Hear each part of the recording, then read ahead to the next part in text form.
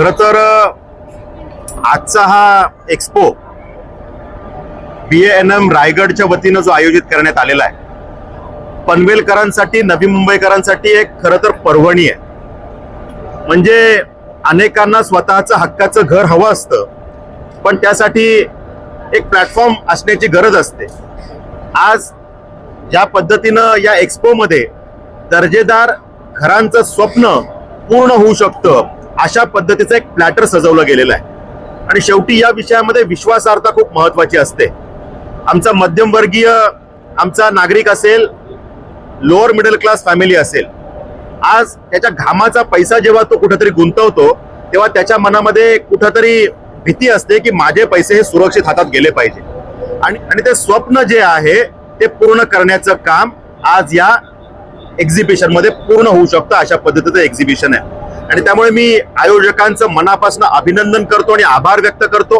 आमचे जितूभाई जगवानी असतील, आमचे अश्विन पटेल जी असतील, विघ्नेश पटेल जी असतील, मनसुख पटेल जी असतील, खरं तर सगळ्याच मॅनेजिंग कमिटीचं नाव घ्यावं लागेल किंवा एक्झिबिशन कमिटी ज्यांनी मेहनत घेऊन आज हे एक्झिबिशन या ठिकाणी साकारलंय, त्या प्रत्येकाचं मी मनापासून अभिनंदन करतो की आमच्या पनवेलकरांसाठी ही आपण एक इन्व्हेस्टमेंटची पर्वणी या ठिकाणी आणलेली आहे. राज्याचे मुख्यमंत्री लाडके देवाभाऊ एका बाजूला एक विजन घेऊन काम करतायत की आज मुंबई, त्याच्यानंतर नवी मुंबई, त्याची झालेली डेव्हलपमेंट, पण त्या ठिकाणी मुंबईचं झालेलं सॅच्युरेशन, आणि त्याच्यानंतर थर्ड मुंबई, तिसऱ्या मुंबईची असलेली अपॉर्च्युनिटी, ही एका बाजूला आहे.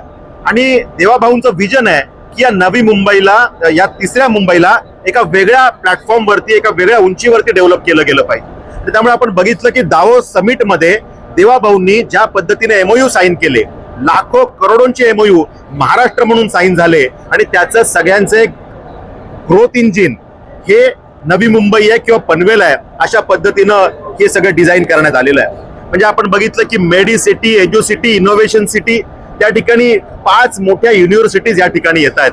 आणि जेव्हा अशा पद्धतीच्या युनिव्हर्सिटी या ठिकाणी येतात, एका बाजूला आंतरराष्ट्रीय विमानतळ सुरू झालेलं आहे, त्यामुळे भविष्य कुठल्या भागाचं आहे तर त्या पनवेल भागाचं भवितव्य खूप मोठ्या प्रमाणावरती उज्ज्वल असणार आहे. मग अशा वेळेला या भागातल्या इन्व्हेस्टमेंट ऑपॉर्च्युनिटी काय आहेत हे माहिती असण्याची गरज आहे.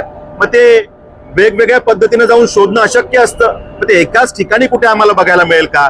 तर त्याचं उत्तर आहे की BANM रायगडनी जे एक्झिबिशन साकारलंय, त्यामध्ये जर आपण आलात, पुढच्या 4 दिवसात आपण व्हिजिट केलीत, तर आपल्या प्रत्येक मनातल्या प्रश्नाला उत्तर मिळू शकेल. आणि कुठे right investment at right time investment हे आपण ठरवू शकाल.